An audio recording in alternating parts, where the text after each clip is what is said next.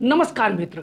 America की राजधानी Washington DC का एक भव्य हाल, रोशनी में नहाया मंच और वहां कदम रखते हुए पाकिस्तान के फील्ड मार्शल आसिम मुनीर। चारों तरफ कैमरे क्लिक कर रहे हैं, राजनयिक नजरें उन पर टिकी गई हैं और माहौल अपेक्षाकृत शांत था, लेकिन किसी को अंदाजा नहीं था कि अगले कुछ मिनटों में एक सन्नाटा लहरों की तरह टूटने वाला है। मुनीर ने अपनी बात शुरू की, लेकिन जैसे जैसे उनके शब्द आगे बढ़े, हर वाक्य एक तीर की तरह निशाना साधने लगा और सीधे भारत और उसके विश्व गुरु होने के दावे पर उनकी आवाज में तंज भी था और चुनौती थी। उन्होंने कश्मीर को पाकिस्तान की जान की नस बताया और बरबस भी याद दिलाया कि पाकिस्तान कोई मामूली ताकत नहीं है, बल्कि एक परमाणु शक्ति है। अगर हमें अस्तित्व का संकट हुआ तो हम आधी दुनिया के साथ लेकर जाएंगे, उन्होंने ठंडी लेकिन गूंजती हुई आवाज में कहा। इतना ही नहीं, उन्होंने अमेरिका के साथ अपने पाकिस्तान के रिश्तों का जिक्र करते हुए राष्ट्रपति डोनाल्ड ट्रंप की मध्यस्थता को युद्ध टालने का एक अहम कारण बताया। इस दौरान उनके शब्द जैसे केवल बयान ही नहीं, बल्कि एक राजनीतिक शतरंज की चाल थे, जहां हर मुहर्रा भारत के खिलाफ खड़ा जान पड़ता था। उनका भाषण खत्म होते होते वाशिंगटन में सिर्फ बातें ही नहीं, बल्कि सवालों का तूफान खड़ा हो गया। भारत पाकिस्तान के रिश्तों का अगला पन्ना क्या होगा और इस बार अमेरिका की भूमिका क्या होगी? भारत ने इसका जवाब बखूबी दिया है। जानना चाहते हैं तो लास्ट तक जुड़े रहिए। मात्र 5 सेकंड में आप सब्सक्राइब, लाइक और शेयर का बटन दबाकर मेरा सहयोग कर सकते हैं ऐसे ही रोचक जानकारियों के लिए।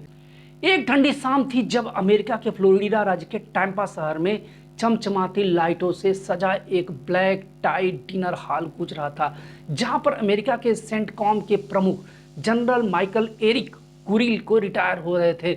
वहां पाकिस्तान डायस्पोरा के लोग इकट्ठा थे और मेजबानी कर रहे थे अदनान असद। माहौल खुशनुमा था, लेकिन जैसे ही पाकिस्तान के सेना के प्रमुख जनरल आसिम मुनीर माइक पर आए, हवा में तनाव घुल गया। यह उनकी 2 महीने में दूसरी अमेरिकी यात्रा थी और अप्रैल 2025 में पहलगाम आतंकवादी हमले के बाद भारत द्वारा सिंधु जल संधि निलंबित करने का मुद्दा उनके दिमाग में घूम रहा था। मुनीर ने पहले से तैयार नोट्स निकाले और बोलना शुरू किया। उनकी आवाज में एक अजीब सा मिश्रण था, गुस्सा, घमंड और अनजाने में एक तरह की ईर्ष्या। सिंधु नदी भारतीयों की पैतृक संपत्ति नहीं है, उन्होंने गरजते हुए कहा। अगर वो बांध बनाएंगे और पानी रोकेंगे तो पाकिस्तान के 25 करोड़ लोग भुखमरी का शिकार हो सकते हैं। लेकिन हम चुप नहीं बैठेंगे, हम इंतजार करेंगे कि भारत बांध बनाए और फिर हम 10 मिसाइलों से उसे तबाह कर देंगे। हमारे पास मिसाइलों की कमी नहीं है, अल्हम्दुलिल्लाह। हाल में सन्नाटा छा गया। कुछ लोग तालियां बजाने लगे, लेकिन कई लोगों के चेहरे पे हैरानी थी, और वो इसलिए थी कि जो मिसाइलें ऑपरेशन सिंदूर में दागी गई थी, भारत के डिफेंस सिस्टम ने मार मार कर धुआं कर दिया था। इसके बाद भी मुनीर फेंकने पर यहाँ नहीं रुक रहे हैं। उन्होंने हाल के 4 डे वार का जिक्र किया, जहां भारत और पाकिस्तान के बीच झड़पें हुई थी। भारतीयों को अपनी हार स्वीकार करनी चाहिए और उन्होंने कहा कि खेल भावना तो होनी ही चाहिए। अगर वे अपने हताहतों की संख्या बताते हैं तो हम भी बताएंगे।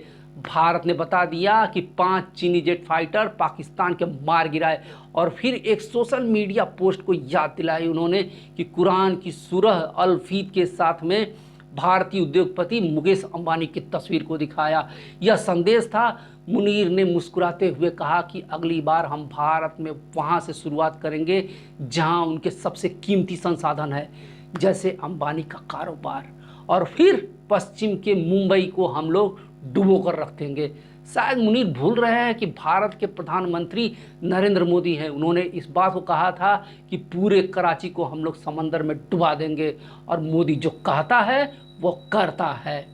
इसके बाद तो जो उन्होंने बात कही है वह तो खुदकुशी वाली बात थी, लेकिन सबको चौंकाने वाली बात, जब मुनीर ने परमाणु हथियारों की धमकी दी। हम एक परमाणु राष्ट्र हैं, उनकी आंखों में एक जंगली चमक थी।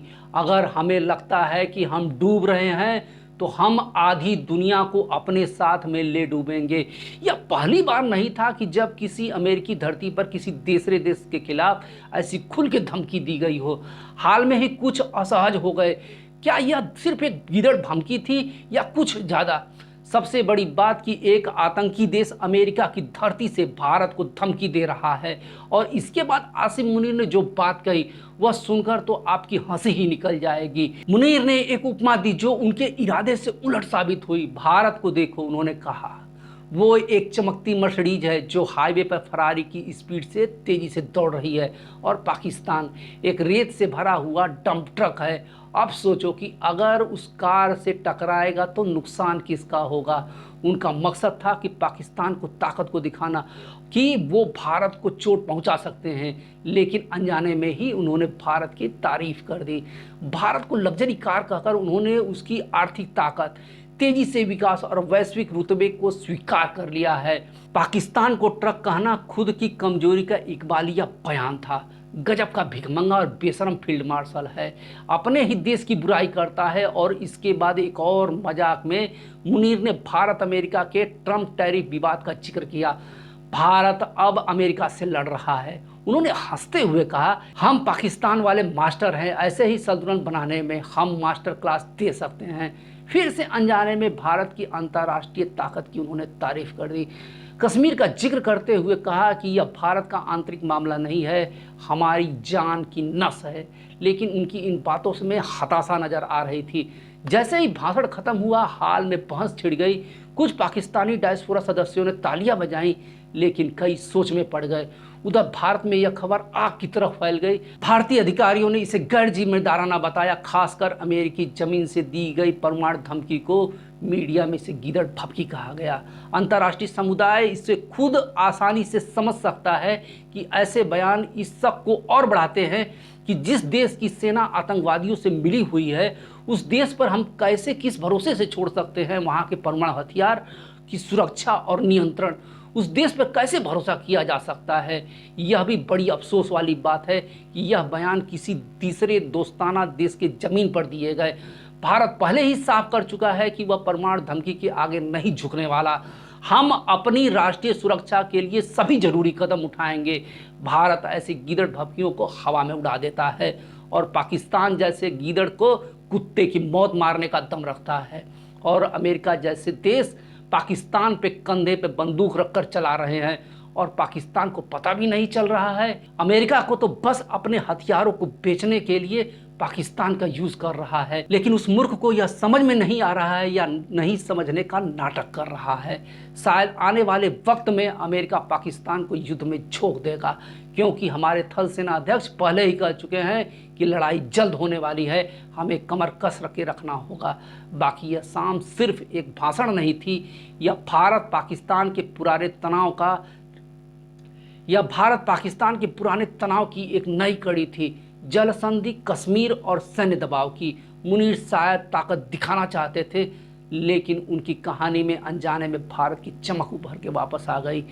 क्या यह धमकियां हकीकत बनेगी या सिर्फ हवा में उड़ जाएंगी, यह तो समय ही बताएगा। लेकिन उस सामने दुनिया को याद दिलाया कि पड़ोसी देशों के बीच की दीवारें कितनी पतली हैं।